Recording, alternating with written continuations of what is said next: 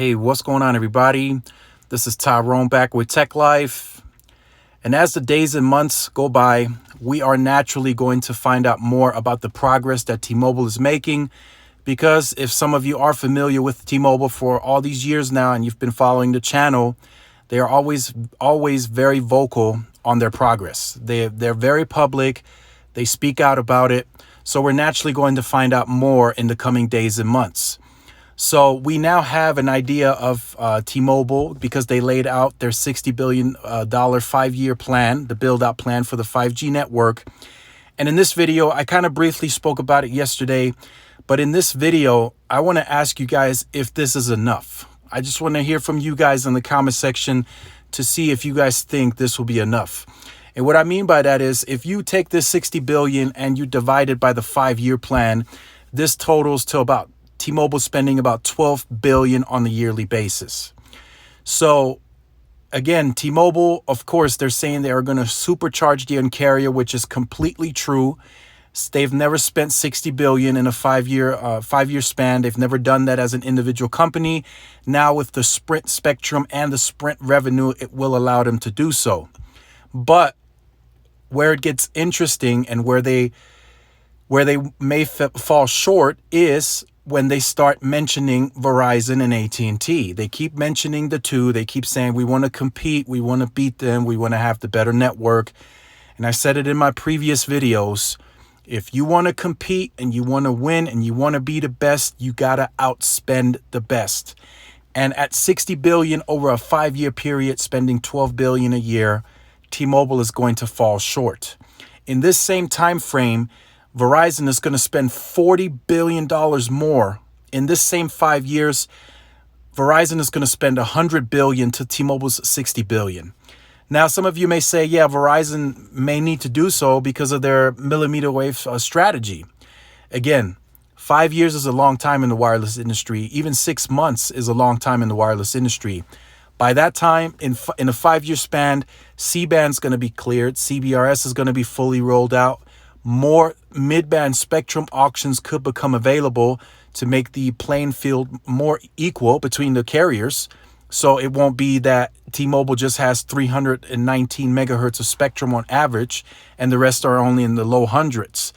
The FCC should make sure that competition-wise, they are similar in spectrum. And I think over a 5-year period, we are going to get more of these spectrum auctions to level the playing field. In terms of total spectrum size, I believe if Verizon spends heavy on C-band, they can already close that gap. So right now, early on, yes, T-Mobile has that spectrum advantage, but with C-band, CBRS, and potentially more spectrum auctions coming up in the future, that gap could be closed very, very quickly. And on top of that, Verizon is still going to spend $40 billion more in this same 5-year time frame. So again, my question is this enough from T-Mobile? Do they have to do more if they keep mentioning Verizon and AT&T as a competitor? A few people made great points over the past few days, and I just wanted to include them in this video. So one of my guys that I speak with on the daily said, AT&T has been outspending T-Mobile for a long time. They've been spending billions and billions of dollars, very close to the range of what Verizon has been spending. And he says AT&T is not even 1-for-1 with Verizon in terms of cell sites and coverage. So he's like, well, how is T-Mobile going to do it spending less? So that's a very good way of putting it. AT&T has been the bigger company, has been spending more than T-Mobile, and they're still not 1-of-1 yet. And if you guys watched the Tech Extremist video that I linked you guys to in the last video, you've seen it. He said it. Verizon was just more consistent. And that's an eye-opener. It's still the case now. Even with the FirstNet, yeah, it's getting better. It's going to get better. But then again, there was another point made, and it was a time frame.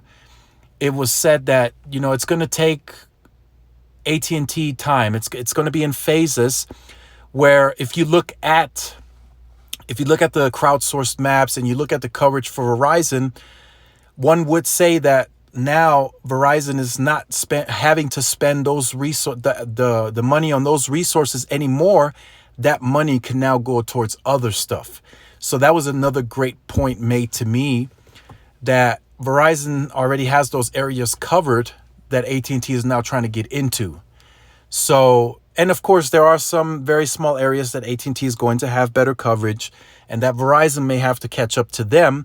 But on a larger scale, on a nationwide scale, it is more likely that Verizon will have better coverage, better quality coverage. So that means densifying the coverage and having more consistent and better speeds. That's more than likely going to be the case. And now that Verizon no longer has to spend those resources on pushing out the coverage there in those areas and densifying it, they can now make use of that money elsewhere. Small cells, millimeter wave, more towers in dense urban areas, backup generators. Who knows? They may lack some sites, more upgrades to newer equipment, modernization. So there's just much more than that Verizon can do with the resources, compared to your some of your resources being tied to full coverage expansion and then having to densify that coverage still. So that was another great point made to me. And that is something that T-Mobile is going to have to do. So $60 billion investment, 5 years. These are some of the points made to me that T-Mobile is going to have to achieve over that 5-year period, if they even can. Integration. They got to integrate the networks. We all know that 2.5 is very important. It's got to get added to the sites. And then T-Mobile has to add their equipment to the Sprint Keep sites. I think that's number one priority, that T-Mobile wants to get that accomplished the quickest. Then you got to look at the quality of the build outs. Do you need to add more density on the coverage? Do you lack backup generators? More than likely, T-Mobile does. They just didn't have the money. It's been brought to my attention, T-Mobile still lacks thousands of cell sites with no low band. It was planned back in 2016 that every single cell site would get the low band. They just ran out of funding. They're now catching up to that, but again, they didn't have enough money to go around to make it all happen. So that's another area where they lack, that they have to push out. Then, a big one is they still got to catch up in coverage.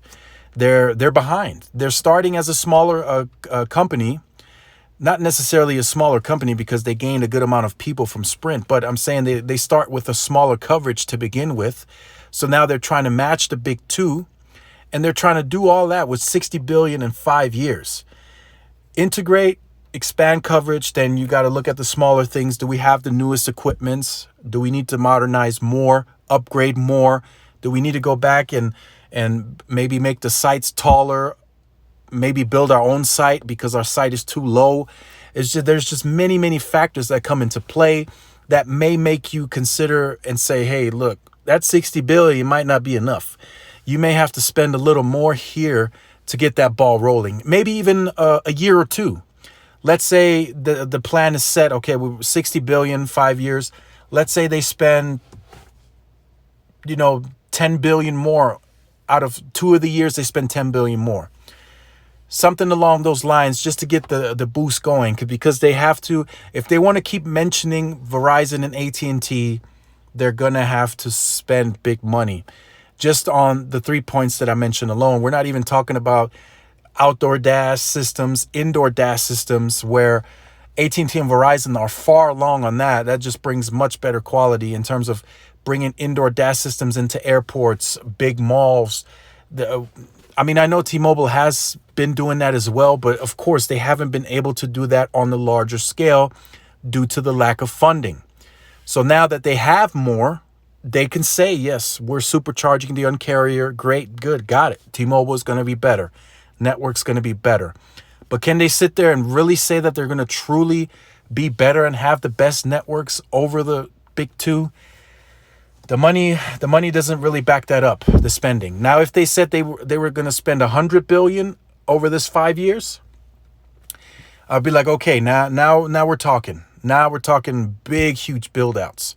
But $60 billion over 5 years, there's just too much going on. And they will probably run out of funds in some areas that they'll have to cut corners again. We've said it. They may say, look, we're going to build out these 20 cell sites, but we can't afford to put backup generators on all of them, so we have to hold back. Or we can do the low band, but we can't add the mid band yet because we're short on money for the equipment. So those are some of the areas that T-Mobile may still, even as a merged company, will have to take a step back and say we still may have to cut corners. Or, they may have to go to an area where there's a cell site that's not as tall and say, look, we need to get coverage here. We're going to go on the lowest rack because we don't have the funds to build our own taller boom site. So like I said, there are just several ways still as a merged company that they may have to cut corners to get the coverage and just, the site integrations going. And again, am I bashing T-Mobile? Of course not. They're going to be a better company. They're going to they are going to supercharge their Un-carrier. If you've had congestion issues, if you've had calling issues, that's going to be a thing of the past, in my opinion. I think once you upgrade to a 5G device that can make use of that 2.5 on the standalone 5G, and then with all the other bands, of course, N71, Band 2, all that good stuff, I think you will have a great experience overall on the network. But again, will it be able to match the big two? Because the big two, they know that T-Mobile is coming and they know that they have more spectrum. So the big two may even increase their capex. And I said that in one of my other videos before too. If they feel threatened in any way, they can spend so much money that'll make everybody's head spin. Like right now, I'm seeing Verizon installing new sites, new towers left and right. They just did 3 new site ads in like 4 weeks. That's crazy. That's unheard of. At least in my market, that's unheard of. They just did it that quick. And it could have been a coincidence that all of those site approvals got approved at the same time or whatever, but they just came really quickly, built brand new sites in and out. So they can do that, and they can spend that money to do that very effectively and still roll out all of that equipment that they usually do. When Verizon builds a cell site, I got to give it to them. They don't cut corners. There's going to be a backup generator. There's going to be the newest equipment. There's going to be fiber backhaul. It could be microwave as well. But they spend to really push the best top-notch equipment on that cell site with everything on it. And that's just, in my opinion, that's just more better for the consumer and also for first responders as well, from both AT&T and Verizon. I know they both are battling it out for the first responders, and having that backup generator in a time of an emergency is great. Let's say the power goes out, boom, that backup generator is there. If T-Mobile is going to have to still cut those corners, I don't know if I would trust that network as a first responder. Maybe as a consumer, it's fine. You might have Wi-Fi at home and stuff. If the power goes out, you're fine. But as a first responder, you got to be on the best network that's going to spend the most money to make sure that the network remains standing if there is such an emergency where the power goes out and such. So again, let me know what you think about this. This video ended up being a little bit longer than I anticipated, but I just wanted to hear from you guys. Just now seeing $60 billion over a 5-year period, where the competition is still set to spend $40 billion more dollars. So that means access to many more things and resources that they can pull from that additional money. So if you are new to the channel, make sure you like, share, subscribe. If you have been on the channel, you can go ahead and end the video now. But if you are new, make sure you hit the notification bell so you are notified, so you can jump in, watch the videos, comment in the comment section down below, get some more info. And then also, if you have a Twitter, make sure to follow my Twitter. I've been getting emails as recent as last night. People still telling me, hey, look, YouTube is not pushing out notifications. I get them like 3-4 days late. So make sure to follow the Twitter so you are up to date. I will put the videos on there the second that they are made available. And this is Tyrone with Tech Life, and I will see you guys in the next video. Peace.